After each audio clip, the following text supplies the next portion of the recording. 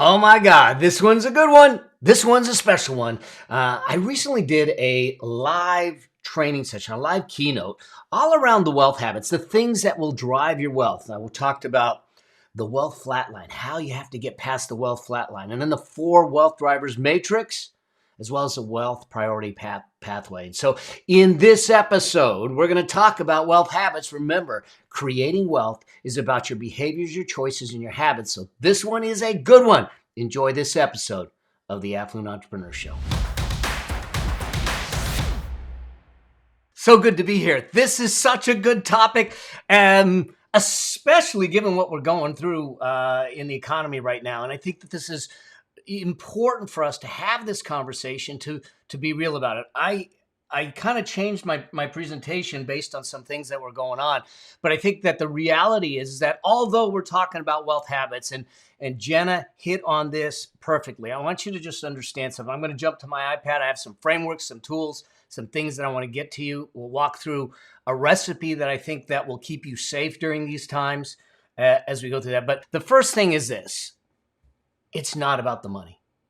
It truly isn't about the money. We get all caught up in trying to figure out the money, but this was August 2nd of last year, and that is my very first granddaughter, Emily, being born. I'm saying I am expecting a second granddaughter, but they are expecting a second granddaughter in January. And here's the thing: on that day, my daughter-in-law and my son are in a hospital and giving birth. The same day my mother, 87 years old, had been on dialysis for 3 years at that time, was in another hospital across the valley. And we didn't know whether she was going to make it. She had been struggling for a bit. But here I was standing in the middle of the valley with people that I loved on both sides. And at the inflection point of the circle of life, on one side there was the possibility and the promise of life. On the other side, there was the possibility and the ending of life, or the transition, if you will. And it was in that moment that I started to look at things and say, wait a second, all the money in the world, like Jenna said, didn't matter. What mattered more than anything else was I able to enrich their lives? Is my mom's life better because of me, because of the things I did, because of the things I was able to do, because I had the wealth to do the things to do? Is Emily's life going to be different because of the way I lived, the way I raised her dad? And start to look at this, because that's the moment where we start to realize that money isn't the objective. Moments are. Let me say that again. Money isn't the objective. Moments are. Good news is that mom is fine. She is healthy. She is ornery as all get out still. But the reality is that I want us to look through this conversation of wealth through the eyes of owning the moments in our life. If you look at your life today and you say, how much of the moments do I own? How much of the moments do I control? How much of the moments can I dictate? Because it's truly the moments that we're really trying to do this for. Now, a lot of people will say, well, I don't know, $1 million. I want $1 million. Let's just get some real facts about millionaires as we go into this. And then I want to talk about what is really going on in the market right now. So we set some things, and then I want to take you through some habits to do that. And so as we look at the truth behind millionaires, because I think this will set a perspective for you, hopefully, to understand this. And because we think it's this far off thing, this thing that maybe we can't achieve because of whatever age or stage we're at. And I'm here to tell you that it doesn't matter whether you're 20, you're 40, you're 50, you're 60, it's still achievable. So here's the thing. Majority, almost 80% of millionaires in the US did not receive an inheritance. They didn't get it gifted. They didn't inherit it. They didn't win the lottery. They earned it. Okay? And this is from a study of 10,000 millionaires. 8 out of 10 millionaires come from families that were below middle income level. 8 out of 10. Over 80% are first generation millionaires. They created it on their own. then when you look at how much they made to create the millions, and Jenna mentioned this about investing in the 401k and all of that stuff, 31% averaged only $100,000 a year over the course of their career. So we're not talking about a lot of money. It's what we do with it that starts to transition it. And so then we look at the education. Are they all Ivy League schools? Are they Yale and Harvard and Princeton and all of that? Nope. Most of the degrees are from public state schools. And I just wanted to put that out there so we can maybe dispel the myths around being millions, building millions, and knowing that it can happen, and that it's a matter of choice, it's a matter of habits and the things that we do. Here's my belief. The reality is that financial freedom, it's your birthright. You just need to understand how to claim it. We don't talk about it. We're not supposed to talk about it. It's impolite to talk about money, but we're doing a whole month in Growth Day on money, on wealth, on building a life that is full of richness and meaning. And that's what this is all about. So as we go into this, I want to talk about the elephant in the room, okay? And that is this. The elephant in the room is all of the stuff that's going on around you. You might have seen some of these headlines. This was from yesterday. Stock market, worst day since 2020, as it was a meltdown, okay? 1,300 points down. The fact of the matter is that it's the depending which market you look at, it's the 5th or 7th biggest loss in history. And it's freaking people out, and the media is freaking people out. And the reality is that all that zeitgeist is doing nothing but spinning fear. And we got to stop. The question is, if that were an ocean, would you jump in and swim in it? Because it's not the reality. The media and the people that put out these headlines, and this is not a political statement, this is just the truth. They're not there to inform you. They're there to get ratings. They're there to get eyeballs. They're there to get viewers. They're there to get advertisers. And the way they do that is to polarize or spin the fear. But that doesn't serve us. So I want to give you some truth. I want to give you some perspective so you understand what's really going on in the market. So a bear market is when the market drops 20% from its high. They call that a bear market. That means it's going down. Well, yesterday we dropped 5% just in one day. Just in one day. Do I think we're over? No, I don't think we're over. But does that mean anything? Let's look at some statistics just so you understand that, and then we can dive in real quickly. Here's the thing. These are bull markets are when the market's going up. Bear markets are when the market's going down. Okay? The blue here is when the markets are going up. Did you notice the difference between the yellow and the blue? This is the history. People are trying to say, well, wait a second. Now, granted, it doesn't feel good when we're in there, but look at this. The average bear market loses 31%, and lasts 11 months. 11 months. The average bull market makes 155% and lasts over 4 years. Let's look at recessions for a moment, okay? Look at the recessions. Look at the recessions. These are when we have booms in the economy, and these little red things are the recessions. Now, I'm not saying they don't hurt. I just want to give you the proper perspective, okay? The average recession is 11 months long.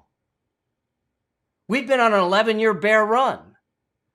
And my point is that we can stew in what they're trying to tell us, or we can get the reality behind what it is and choose it. Because here's my belief. This recession doesn't need to be your recession. This economy doesn't need to be your economy. This bear market doesn't need to be your bear market. You get to be that in your own world, to choose it your way. So I'm going to ask you to do one thing, and that is this: to choose whether you want to be a thermometer or a thermostat. That's your choice. That's your choice. Here's why I say that. What does a thermometer do? The thermometer measures the environment that you're sitting in and tells you what it is. But the thermostat sets the environment that you're creating. And when we choose to be the thermostat, we don't run for the hills. We don't run in fear. We don't freak out. We don't allow the media to get us into a situation. Yeah, thermostat, baby, all the way. Here's what happens. I am not devoid of this. I ran in fear. I got caught in it. Okay, not recently, decades ago.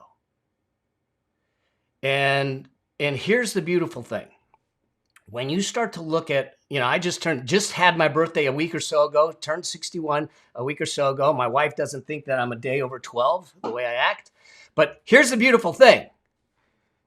I've been through 7 recessions, 8 bear markets, 40 plus rate hikes, .com bust, the Black Monday, Black Wednesday, 9/11, energy crisis, S&L crisis, financial crisis, the global pandemic, the 2020 crash, and whatever we're going through today. What does that mean? I'm still here. I'm still here. But you know what? Back a few decades ago, I got scared. I listened to the fearmongers. I listened to the media, and I put everything in cash. I curled up in the fetal position. I curled up and I didn't do anything, and I chose to sit on the sidelines. And so I went back and I said, what would have happened if I understood just the graphs I showed you and stayed in the game and kept investing during that whole time that I sat on the sidelines up to today? How much more would I have? This might be a shocker for you.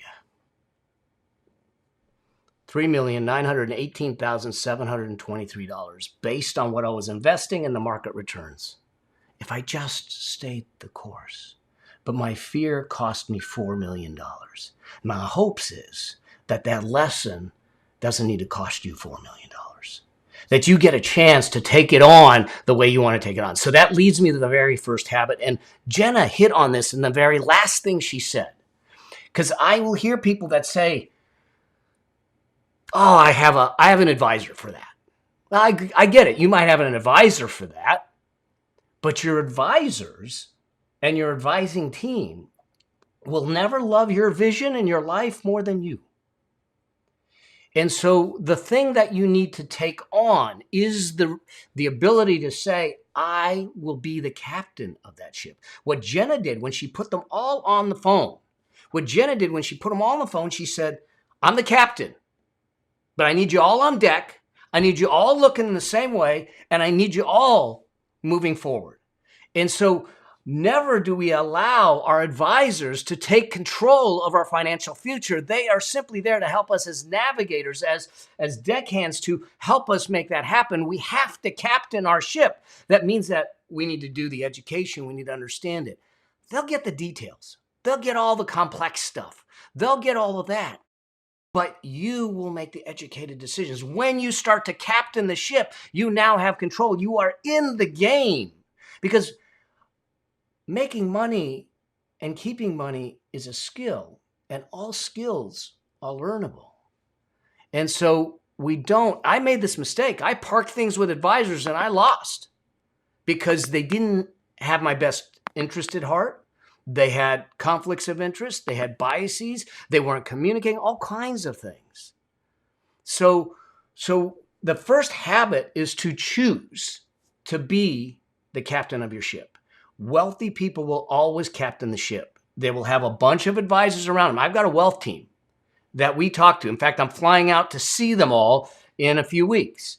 And we're having a meeting, like a board meeting. We will captain the ship. That leads me to habit number 2. Okay, habit number 2 is know your why before how and how much. This is important.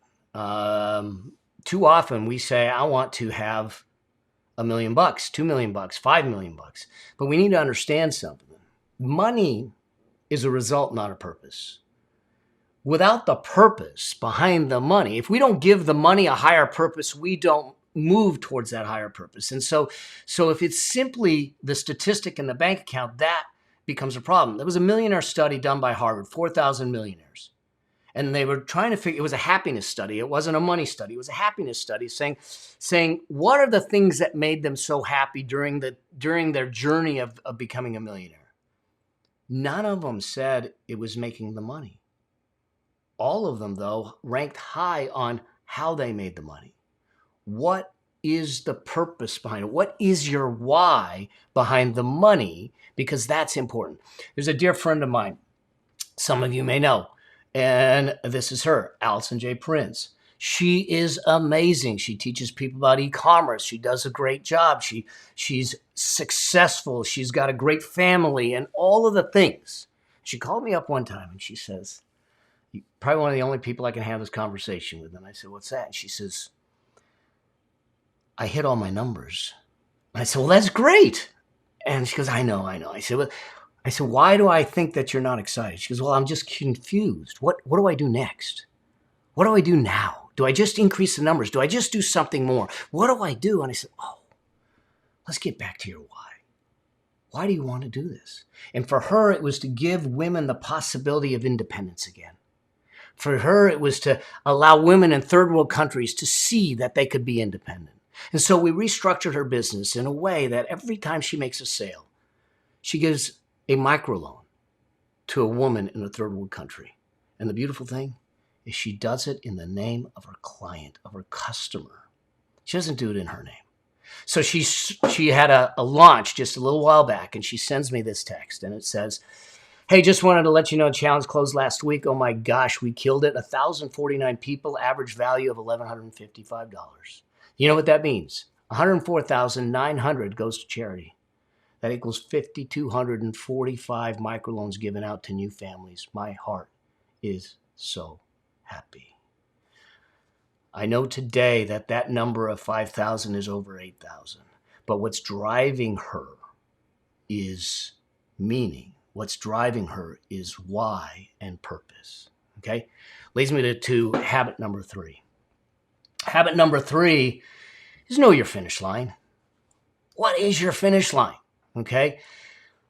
Too often, and this was me, too often we do not know what our finish line, where are we trying to get to? Remember, Jenna made a comment about experiencing life. So one of the things that we do with the Affluence Blueprint and everything, one of the first things is to define what our life looks like, what we call the Affluence Vision. How do we want to experience life? And then we figure out the price tag on it. Because here's the challenge for most. We get in this game of achieving, acquiring, and accomplishing, and we keep running, and we keep running, and we keep running, and we never know when we pass the finish line. And in the process, we hit burnout, we hit breakdown, we hit crisis, we hit all those things, what we didn't have to hit if we just took the time to figure out what it was that we're trying to achieve. Where are we getting to make that happen? When I was in a relationship a while back, not with my wife. It was a bad conversation that I had with this gal, and I was angry. I was distracted. I was distressed, and I literally said, "I'm just going to go work it out. I'm going to the gym. I'm going to work this out." I know, guys, you probably understand this. So I jump on the bike and I'm riding down. Back then, I wasn't living at the beach. I was living in the hills, and so I was riding down the hill on a mountain bike on the street. Going to the gym. And I was going as fast as I possibly can because I was trying to go coast up an uphill. And when I got to the crest of the bottom of the hill, my shoelace got caught. I clipped the brake. I flipped the bike. So my bike ride turned into a flight, which was fine until the landing. So the landing, I stuck on my head. I ended up with a grade 4 concussion, completely unconscious. I was stuttering. I had no feeling on the right side. And a dear friend of mine, 2 days after I got out of the hospital, comes to me and says, "I'm taking you to lunch." He had been retired since age 37. Now I'm in a neck brace. I'm stuttering. He takes me to lunch, and he sits across the table at this sandwich shop and looks at me and says, "How much is enough?" I go, "Dude, I got a grade 4 concussion. I'm in a neck brace, and you're asking me life's philosophical questions. Why are we doing this?" And he says, "No, how much is enough? Because here's the deal. You were angry, you were distracted, you were distressed. How many of you are running in your life right now with uncertainty?" And he says, "The reality is you'll heal from this. But because you don't know where your finish line is, you don't know how much is enough, you're going to get back on the bike, angry, distressed, and distracted. You're going to do it again until you hit, crash, and burn." And that was the day that I sat back, I went home, and I started to rethink and said, what do I want life to look like? How do I want to experience life? And when you do that, now we can put numbers to it to make it happen. I've got a tool that I will get to you. We'll make sure that we hook it up that will allow you to actually calculate the number down the road. Okay, so I'll make sure that we get that link hooked up for you. We can literally put some numbers in. It'll tell you, here's the number you need to have the money that you want to make that happen. I want to make sure that you have some things to tactically go do. That leads me to habit number 4.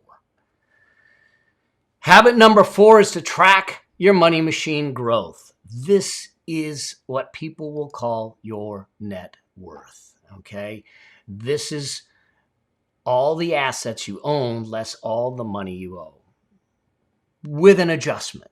Here's what I mean by this.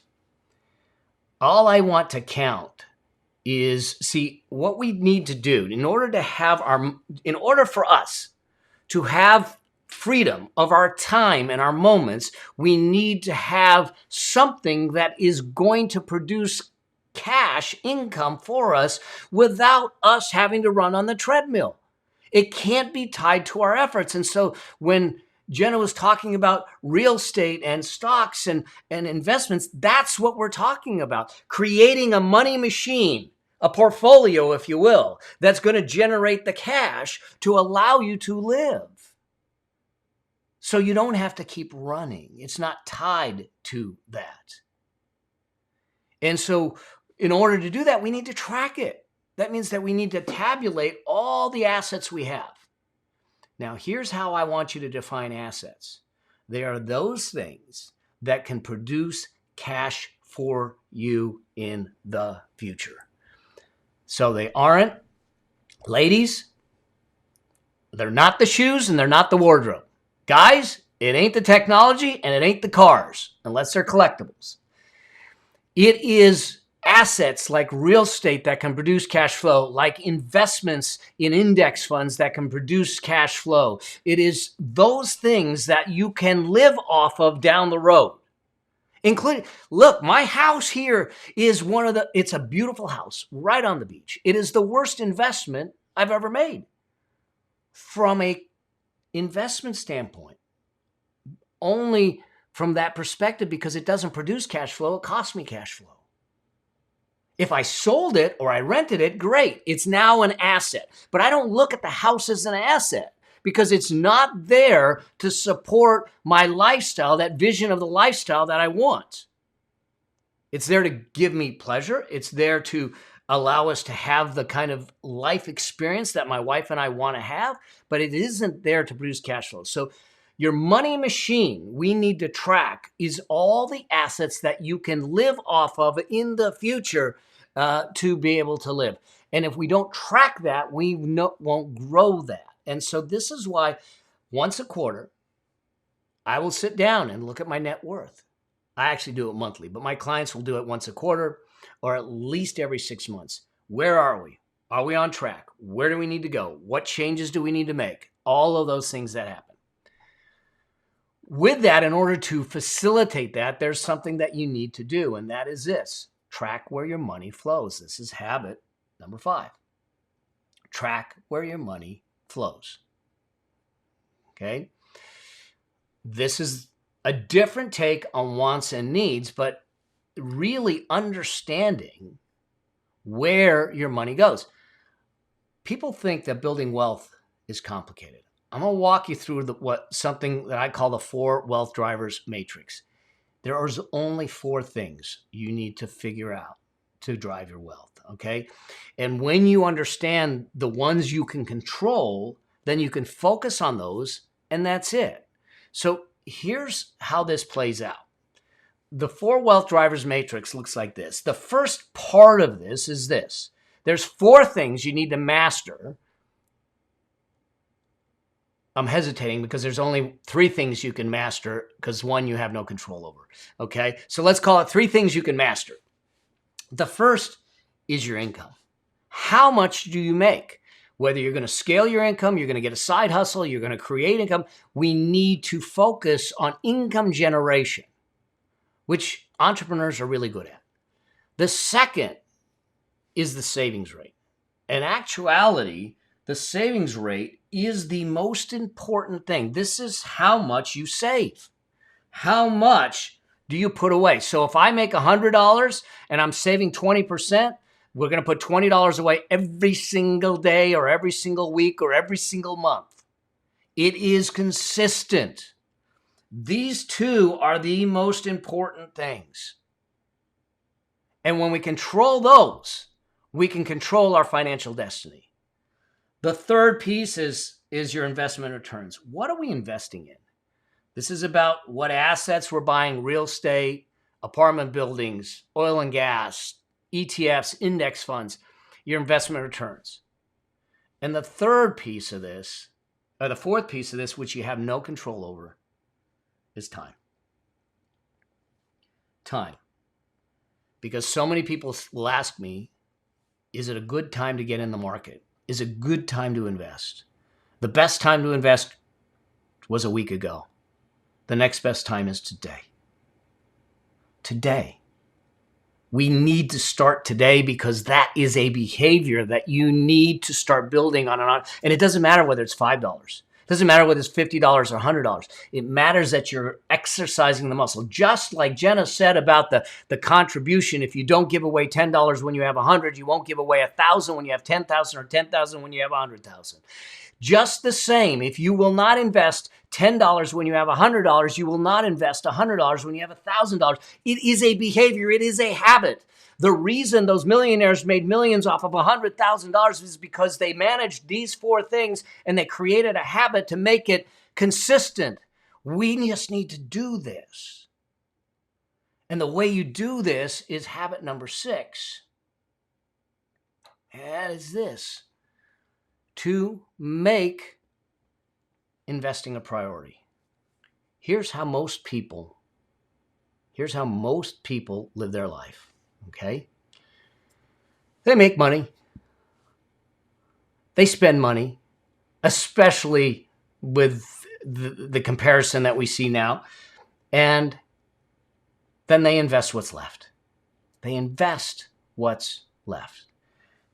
This is investing the scraps. What do wealthy do? So wealthy will reverse this. They'll make money, but instead of spending it first, they invest it first and they build a lifestyle on this. And if they don't like this lifestyle, they come back here and say, how do I fix that? They go back to the 4 wealth drivers and say, how do I change my income or my savings rate so I can have a better life? And the reason this is important is because there's something called the wealth flatline. If you look at the way wealth is built, it takes time. I get it. You might talk to crypto millionaires, billionaires that made it in a day. And there's a whole lot more that lost it in a day. But to true sustainable wealth will take time because you need to eat up what I call the wealth flatline. Your trajectory for building wealth looks like this. It starts off flat. And there's this thing called the wealth flatline that until we get in the game, this is why now is the most important time to do this. Until we get in the game and stay in the game consistently, we can't eat up the wealth flatline. Because our wealth is beyond the flat line. This part is the acceleration zone. We have to eat up time and investing to make that happen. This is why when you invest $500 a month over 28 years, it'll turn into over $1 million. But if you did it for another 10 years, it'll turn into over 3 times that because they're in the acceleration zone. The sooner we get in the game and eat up the wealth flatline, the faster we can have the money work harder for us than we did for it. And that leads me to the last habit, and I want to walk you through this framework of the recipe of what to do to keep you safe and get you on the right road.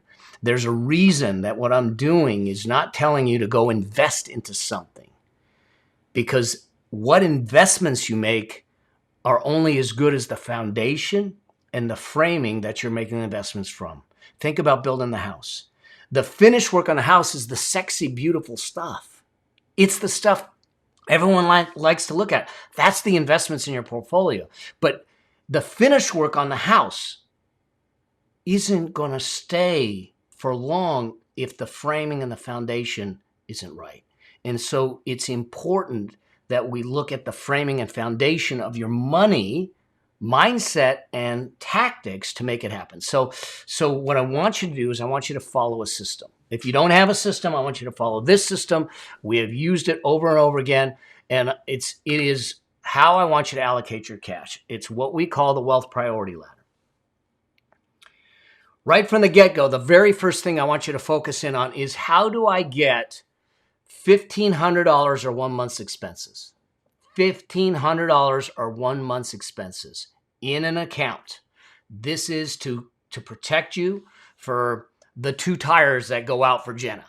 Okay? I want $1,500, and you might sit back and go, where do I get $1,500 from? Let me tell you. Now here's the key. Don't tell my wife. If I just looked around my house, all the technology I have, if I open those closet doors that I'm not using, I could easily come up with $1,500. The point is this. In a time where 58% have less than $1,000 saved, we need to change that, especially when we're going into uncertain times, especially when we're at 6% mortgage rates now and we're starting to see market issues. We need the liquidity to make that happen. Now, this isn't an emergency fund. This is simply so you don't have to go to the well, borrow, and put yourself in a deeper hole. So $1,500 or 1 month's expenses, whether you have to sell something, start getting rid of subscriptions. That's the first stage. Until you have that, you shouldn't even be worrying about investments, okay? Hopefully this is making sense. That then leads us, so that's phase 1. That leads us to the second phase. And the second phase is a 2-pronged phase. Once we know that we have this comfort fund in place, now I want you to focus on getting rid of consumer debt. The destructive debt that is in your life. This is for consumables. Now, I don't believe all debt is bad. So just so we're clear, I know that there's people out there that say all debt is bad. No, I think that there is debt that is productive debt. It is that productive debt is debt that is actually going to increase your net worth, your money machine, or increase your cash flows. So if I go into debt to buy a machine to increase efficiency, to produce more and a higher profitability, that's good debt. Okay? If I go into debt to buy a big screen TV or something like that that are consumables for lifestyle and all that stuff, that's not good debt. We need to get out of it. If you are in debt and you want to get out of debt, I will make sure that we hook you up with a worksheet. It's an Excel template that you can put all your debt in and figure out how to get out of it, either using a snowball method or an avalanche method. Don't have time to go into it here, but I want you to have the tools. It's totally free. It'll walk you through exactly how to do it. But I want you to start to get out of debt.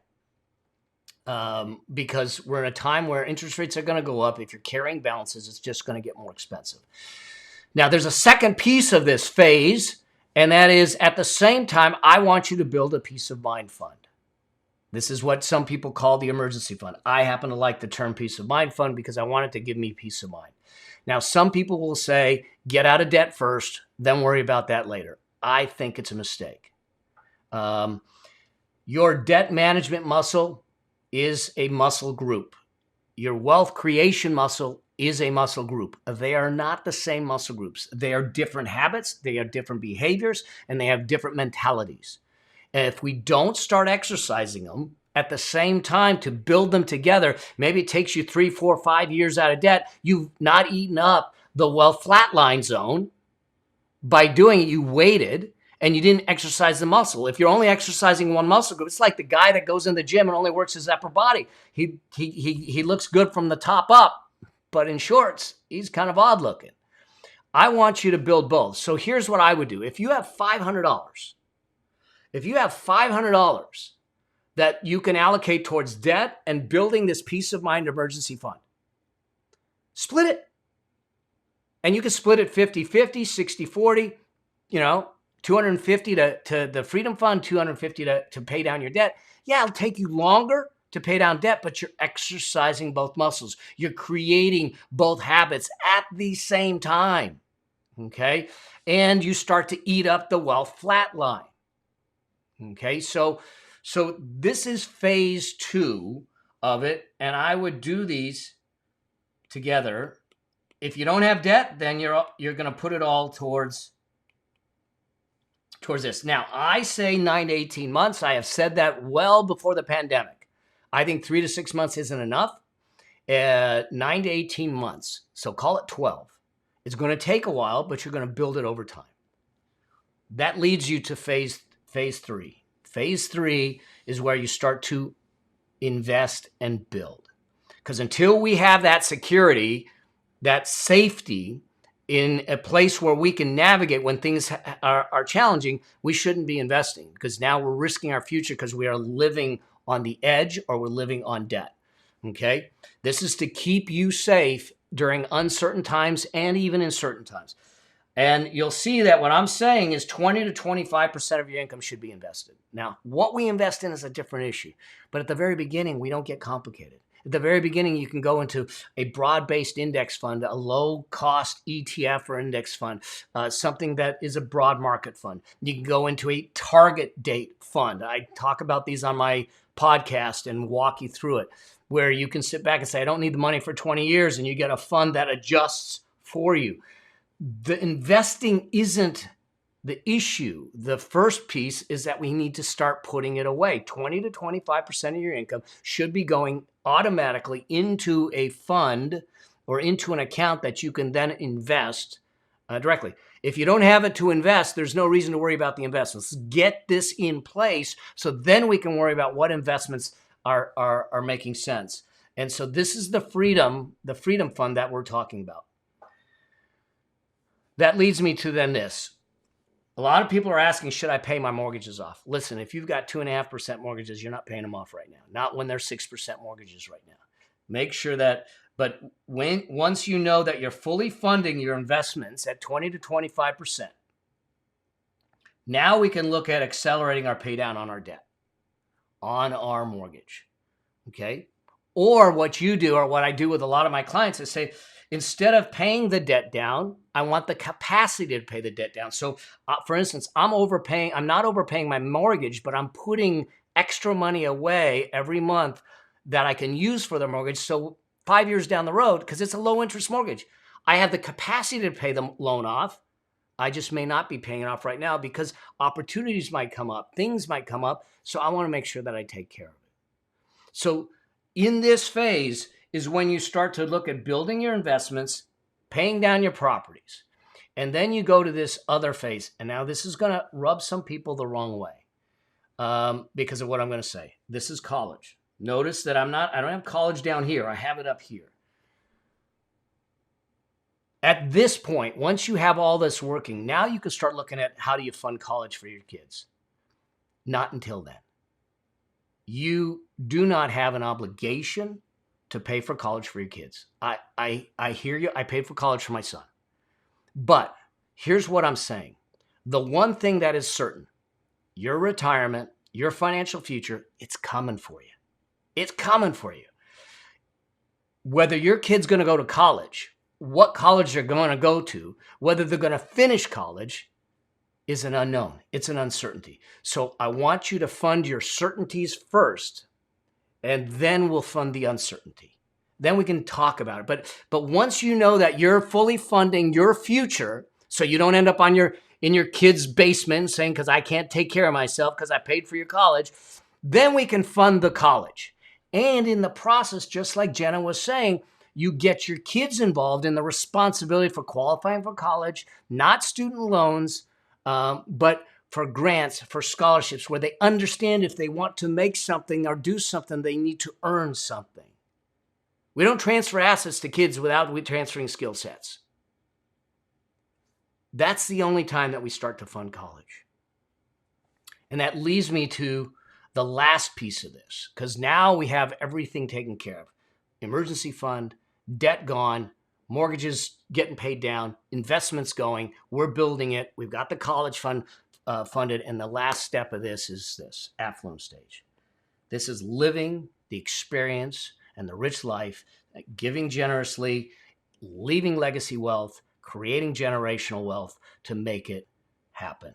This is the process that I use. This is the same process that my son Jeremy, 32, is using, and our clients use. It takes discipline, but in a time of uncertainty, in a time that we're going through, this will keep you safe.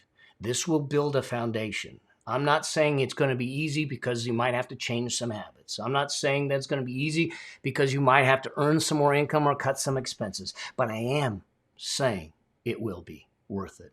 And when you work the process that has worked for decades and years, there's a reason that a book from the early 1900s, The Richest Man in Babylon, still makes sense today because they are time-tested, universal truths that still work. So I hope that with this, you start to look at this in a different way, that you take control and be the captain of your ship, that you know that there's only 4 things I got to master on the wealth drivers, that you understand that I'm going to eat up that flat line and I'm going to make investing a priority because your financial freedom is your birthright. We just got to walk you through to claim it. And I look forward to helping you out. If there's anything I can do to serve you and help you make this a reality, let's do it together. And in Growth Day, you're in a great community of people with common goals, common visions, common values, doing the same thing on the journey with you. Thank you. God bless you.